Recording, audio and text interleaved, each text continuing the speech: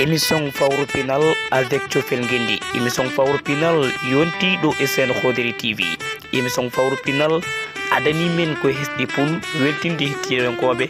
yewtere Fawru Pinal. Fawru Pinal adani men deftere cikkol konga. Deftere cikkol konga koko tarete ɗo e nder émission mon Fawru Pinal kala aset. Khodri TV. Assalamu alaikum wa rahmatullahi ta'ala wa barakatuhu. Bandiraɓe julɓe, bandiraɓe fulɓe fullaɓe barke ha cafi mankani, loɓotoɓe jomiri yartoɓe keddam ɓe jiiɗa konjam. Fulɓe yontaɓe kontaɓe ɓe gona sontaɓe susɓe sasɓe dariɓe dadiɓe wittoɓe wiñotoɓe jime e jimɗe fentoɓe. On calminama inde, on manama e mbadi jettoɗe, woɗeɓe e nder ɓaleɓe e nder woɗeɓe, andiraɓe e gawhoɗen ɓe tariku men anni yoga e tariyankoɓe. Mbiyam assalamu aleykum wa rahmatullahi taala wa barakatuhu. Alhamdulillahi rabbil alamina. Yettode wodani gueno, lamɗo jaaliɗo lammini kala laamiɗo, lamɗo towɗo towni kala ko towi, goto goɗɗo wodni kala ko woodi, mo rendani hay goto e gotago muɗum. Kanko werti leydi, ñiɓi leɗɗe, yowi kammu sinkiri koode, rendini duule addi baade. Juulen enelaɗo makko Muhammadu sallallahu alayhi wa sallam, ɓurnaɗo afolañol kodda annabaɓe almaminulaɓe. Ko woodi kala wodiri sababude makko, bajjo Aminata e Abdoullahi, jetten hilifaɓe diine e hilifaɓe aada, jetten jinnaɓe woni nene e baba. Tettuɓen ha mbawɗen tettude paɗe men tetta soklaji men ɓiɗɗo so fuyani, hakkunde mboti e kasanke ine hani yettude jinnaɗo. En jetti bandiraɓe kadi yeeɓiyankoɓe aya o Khodri TV foof e kuuɓal e aadi biladi salade aadi ɓuuri firtude aadi. En garti kadi hande timminde aadi e ñalawmen hoore bir ene hawri e 25 bowte. Bandiraɓe tedduɓe, min ñaguima yaafuya nde tawno neɗɗo wona ko yiɗi ko dañata, koko dañi ko ɓamata, ko gueno woni ko feccata, kala ko fecci ko noon wonirta. Eyi hoore bir yawtinde en dañani fartange wawde arde. Bandiraɓe ene gasa paadi en toon kono en keɓani arde, en ñaguiɓe yaafuya no fewi, ko haljoji aduna ɗi tan. E hayni sa soɓe nani dande ɓe gandat dande ene nanga, kono noon ko anje tan wasde timminde aadi hakkude men renndo ngo, hakkude men e pulagu ngu, ko ɗum tagi eɗen gara hen en jiiɗa wonde asetaji ɗiɗi foof bandiraɓe jiyani en. Ɗum mbiɗen noon no way foof, haysoko seeɗa ma en gar kadi timminen aadi o. En garti hande kadi e yewtere moɗon Fawru Pinal,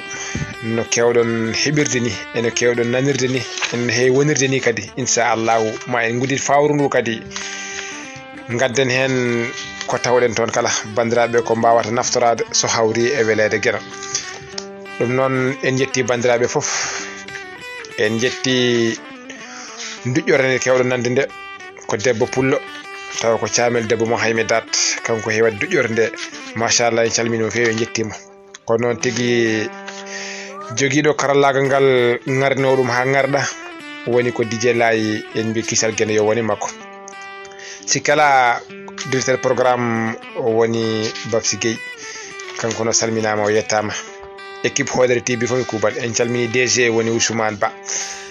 en mbi kisal gueno yo woni makko. Dendagal tan mo en dilla e Khodri TV walla jiɗɗo Khodri TV, ndarowo Khodri TV, en mbi kisal gueno yo woni mum. Ko noon Sekou Daw Touré a salminama kattude, mbiɗa soynuma toon sahaji annen a waɗa hen golle pattam lamiji, a weltanama. E sikkala kono kewɗen wadde ni, eɗen kewi wadde hen bindanɗe ngam weltinirde ɗum renndo ngo, ngam naftirde ɗum renndo ngo. Sikkala tawno windande koye fannuji tati heewi mahade, so nde findinani, nde tindinani, nde jangginani, nden windande fayida mum feeñani. Windande nde wonata ko hanki, nde siftina hanki jawtanoɗo, ɓen ɓe tinani. Nde haala hande, nde tindina hande guuraɗo holno guurete ɓen tawaɓe. Nde jertina janggo jogorɗo arde, ɓen aroyoɓe soɓe gari holko jertinano hen. Windande ko ɗo mahoto, windiyankoɓe foof ina gandi. wadde so nde yalti ɗeɗo daaɓe tati tan nde yalti e laawol windiyanke. ala e sago koma nde tumbo eɗe ɗo dawe tati hen dawal gotal nde ɗofto kuule ɗe ha joni noon ko hen kadi jogorɗen arde hande ma en gaddu kadi windande inchallahu kadi ma en mbaɗan hen bandiraɓe e yaadude maɓe e jubbande deftere nde jiɗɗen ƴettude kala e saaha yewtere men kala ma en gaddu hen hay soko hello gam yaadude ɓe bandiraɓe tawa ko deftere nde bandiraɓe jiiɗi deftere jangguinore findinore yewtinore welde heɗade giggol gonga tawa ene waɗi ɗum Ibrahima Oumar Kane katante leñol gorko mo Agname yeroyaɓe yo Allah junnu gurdam makko ɗum tawe to hande to Waalo Fendo kanko waɗi deftere giggol gonga inchallahu so hawri e welede gueno ma en jogor ma en puɗɗode hande gam yaadu ɗum e yewtere meɗen kala yewtere arde inchallahu bandiraɓe watandaɗe kamɓe waɗoɓe aboneɓe Ibrahima Diallo en ko noon Haruna en calmini Bachirou Fatou en machallah Rugui Diawo en heɗen coyno toon Mamadou Kanté en ko wayi hono noon Baba Galle Diawo en Baba Galle Sow en kamɓe foof eɗen coynoɓe toon machallah eɗen jettaɓe no fewi Amadou Ba a salminama no fewi gorko mo Gounas Amadou Ba mo Polel kadi o salminama kamɓe fof eɗen coynoɓe toon en mbi kisal gueɗe woni mabɓe Ali Thiam e machallah kamɓe foof eɓe nanggui hen eɓe garɗini ɗum eɓe jonni kamɓe waɗoɓe abonné mbaɗa partagé ha joni ɓe continue kadi wadde abonné ɓe mbaɗa partagé e tawno doole lingu ko ndiyam ko cakkude ñiklata defo seɗen coynoɓe toon tan eɗen jogo coftal eko mbatten ko eɗen jogo hen cuusal eyyi kono noon so en mbaɗi tan en jiyani toon hay goto ma ɓalli ɗi maayi kono eɓe coftina en eɓe puusa en eɓe kirjina en ala e saago enenne jogorɗen en ko cuusal e coftal mbawen timminde aadi moɓe dokki en o e bandiraɓe hande windande jogorɗe aduna wona ene juuta so hawri e welede gueno jubbeten ko windande aduna tawa ene waɗi nde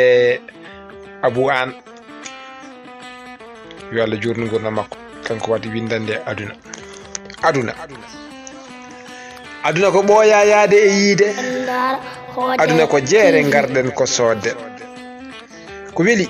ko metti koko fotana tagore kulen Allahu ganden aduna en garani hen duumade garɗen ko yurnade mbatten haqqillaji e miijade ko moƴƴi e faggade ko boni e woɗɗade hade maayde en lebtede aduna o mo wondi e jiiɓade won ko jinmi sifade yidde e gañgu hande natti suuɗade neɗɗo yidma ronka muñde ko noon gañƴoma wawa suuɗade holluma ko a meeɗa yiide haalanma ko a meeɗa nande nawma to a meeɗa yaade jiya toon ko a meeɗa yiide ay hande ko bandiraɓe ma ƴettama serlude heddo haqqille e miijade aduna hande hebbin muñde muñal e neware ko jooɓari ndi a fotani yeebade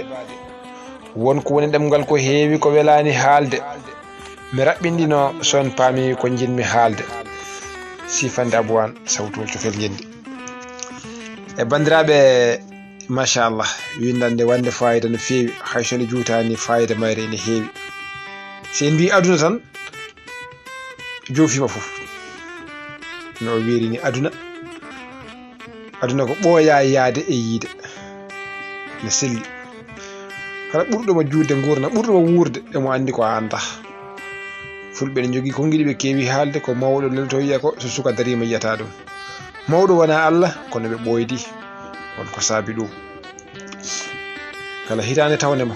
omo anda e hitande he ko andano nde hitande emo yiya e hitande he ko yiyano nde hitande emo daña hitande he ko alano nde hitande to banggue gandal to banggue duuɓi to banggue foof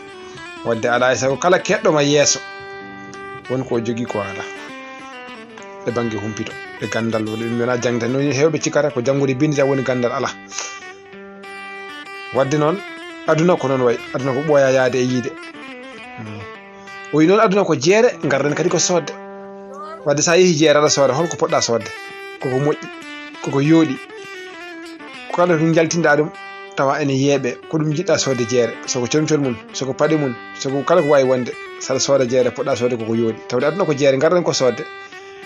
koko nawtata laakara to comoɗen ko moƴƴi nawen janggo e jaam kala gunde ayadda goto ko soodi ko wiya ko dum comoyinde aduna so hollama dum tan welto tawa ene moƴƴi ene yoodi ene ngardi kono so yaltinama ene soofi mbaadi mudum ene nefni ene hamni a yiɗata yirede dum tawa non ko an somino dum wadde aduna ko non way Allah toñata hay goto o yoɓata tan ko golle kala ko golluɗa ko ɗum woni ko joɓoytoɗa toon wona ƴoyre nde wona haalaka wona hay batte ko golle ɗe tan ko golluɗa fof ko ɗum woni ko tawoyta toon so woni a golli moƴƴi ɗi mbaɗe multiplié ɓeydaneɗa so woni a golli bonɗi hay hunde ɓeyta hen kono kam ko ha yoɓe kam fadde ko golluɗa ko wadde gandi kanko woni arrahmani arrahim ko jurmotoɗo ko jogui joom yurmede heeride to laakara ko joom yurmede hubdinde aduna kadi ayi kanko jomiraɗo subhanahu wa taala ko noon gollirta kala ko golluɗa ga tan aduna ga ko ɗum joɓerta saabu o andinima ko ɗum noon guila aɗa wuuri a andi ɗum ɗon guila haɗa wawi gollude haɗa somo sa somima andi ko coɗɗa ko ɗum nawoyta sa soodi comci a waɗi sac ma sa udditi sac o ko comci ɗi tawata toon wadde ɗon ene famni aduna ko jeere garden ko sodde ko boni e ko moƴƴi fof koko fotana tagore kono noon ana gollirat hakkille maɗa laara eyyi ko boni e ko moƴƴi ko fotana tagore kulen allahu noon ganden aduna e garani hen duumade tawa ene waɗi ko boni ɗum ko seyde golle seyɗane ene waɗi ko moƴƴi ko Allah yamiri rew ko Allah yamiri ko gacca ko boni golle seyɗane ɗe ko kula Allah ganda ko Allah addunoma e aduna kadi nde adduma aduna wonko o waɗi e nde wonko yamirma woyuma khalaqtul jinni wal insi illa liya'buduni mi tagirani yimɓe jinneji so wona yo ndewam dewɗo seyɗane fof ko jayge woni jobdi mum dewɗo Allah fof aljanna woni jobdi mum ɗe ɗiɗi tan ala ɗum ɗo seyɗane ene jogui fedde mum kono noon kala dewɗo fedde seyɗane nde jobdi muɗum ko jaygol kala dewɗo yamirore Allah nde jobdi muɗum ko aljanna tawde ko ni wondiri ni Allah wiiri rewɓe ko Allah wi ko janggo e jaam sa ɗiɗi yoɓede ko moƴƴi ko e ko weeli ko naata aljanna nemoɗa koddoya e rasulu en Cheikh Tidiane en Mohamed Saïdou en beltoɗa gollata ko ɓe ko gollanno ko joɓeɗa koɓe joɓa ko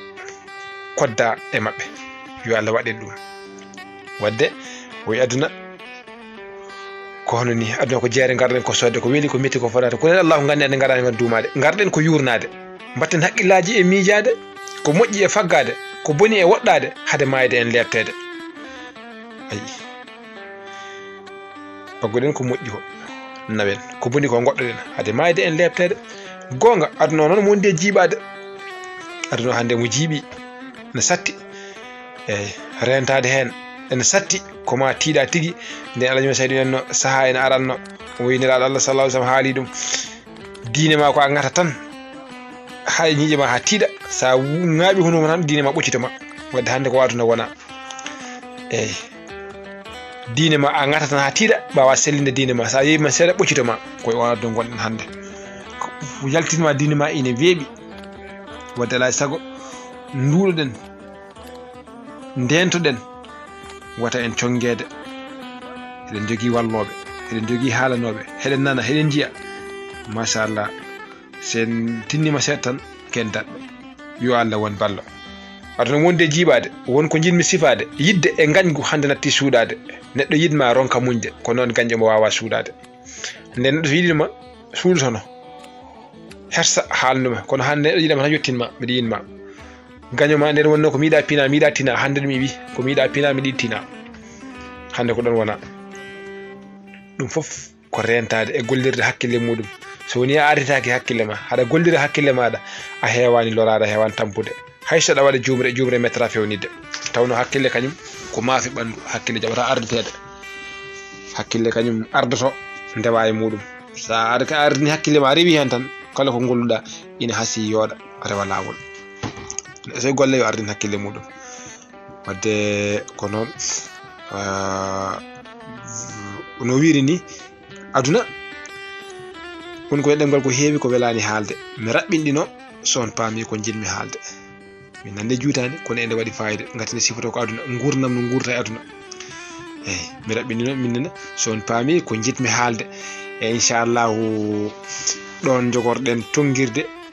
jubben e deftere meɗen tawa waɗi ko Ibrahima Oumar Kane no mbimi on ni katanteneñol gorko mo Agname yeeroyaɓe inchallahu so hawri e welede gueno e bandiraɓe no mbiɗen ni puɗɗo deftere Ibrahima Oumar Kane katanteneñol Jaam Diallo e Guuro Gangue nde sodiri fodde duuɓi 15 geno newnanani ɓe ɓesgu yimɓe mbatti wiide yo Jam Diallo nawlir mbela ina daña ɓesgu ngati o debbo wona jibinowo. Jam Diallo ko gorko kewɗo hakkille mo raɓɓidani miijo kala nde o teeli emo miijo e ɓesgu ko heewi. bandiraɓe sehilaɓem ina mbiya yomi nawlir ngam mi yiilade ɓesgu kono min mi foɗonirta e hoddiro ete kamɓe wiyoɓe noon ɓe ganda holi e amen mo jibinta walla tawa ko geno tan woni mo hoddirani taw. Guuro gange e hoore mum nde nanti haala yimɓe o noddi gorko o wimo enen en ɓoydi kono en ɓesnidani ete miɗa andi ko an tan woni mo waɗani kono yimɓe heewɓe nanni e noppima yo a nawlir. min noon ko geno waddi en kadi mami maayi mi yejita teddungal mbaɗanɗami ngati cuɓiɗami koye fasɓe am jiɗɗami gila anda jikko am nde tawno min ko an jinmi kala ko nafatama miɗa yiɗi joni aɗa wawi ƴewde debbo goɗɗo beela gena e newnanma ɓesgu. Jam Diallo min ko gena waddi en kadi ko yidde mawde woni hakkude men ko gonga mi añani ɓesgu kono miɗa andi wona fawidirde rewɓe woni dañde ɓesgu ko geno jogi ñawore mum so tawi eɗen tagana ɓesgu leelde e yawde kala koko arata. min noon mbeɗe wela golle geno ɓawo Jam Diallo e joom suudu mum certi e nden yewtere mumen ko lewru e balɗe 9 pawi hen debbo moɓe reedu yimɓe jii reedu ene ummo ɓe mbi ha o ko tekke loowi toon beela gorko ina hayta